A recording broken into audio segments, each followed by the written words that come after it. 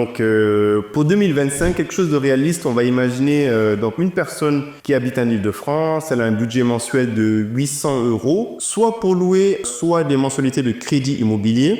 On va avoir les deux options. La première option qu'on va voir, c'est tu loues un appartement à 800 € par mois. Donc, tu n'es pas propriétaire. Si tu loues, en fait, tes dépenses, elles vont être faciles à calculer. Ton loyer, il est de 800 € par mois, soit 9 600 € par an. Tu n'as pas de taxe foncière. Et là, en plus, il n'y a plus de taxe d'habitation maintenant. Tu n'as pas de frais d'entretien, à part des petites réparations, type remplacer une ampoule, un joint. Bon, ça, c'est ta responsabilité. Les grosses réparations comme une fuite de toit ou une chaudière, c'est le propriétaire qui s'en occupe. Tu es tranquille. Mais attention, au bout de 20 ans, tu auras dépensé 192 000 € en loyer sans rien posséder à la fin. L'avantage, c'est que tu es flexible. Si tu veux changer de logement ou partir à l'étranger, tu peux le faire sans aucune contrainte, aucune difficulté.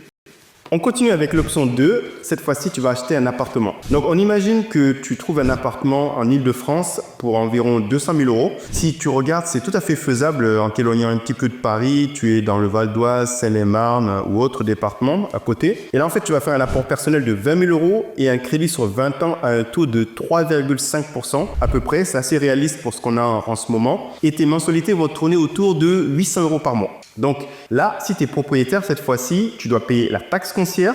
À l'Île-de-France, ça peut varier entre 800 et 1200 € environ par an. Si on prend une moyenne de 1000 € sur 20 ans, ça va te faire 20 000 € de taxe foncière.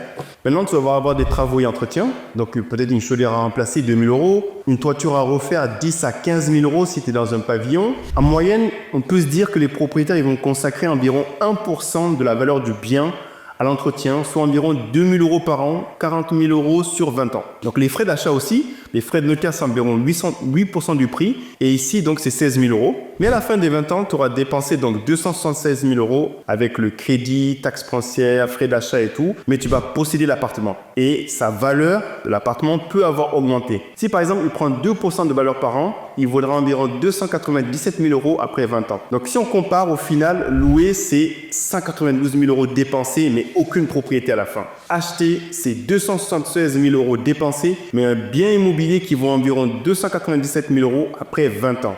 À toi de voir ce qui est le mieux pour toi.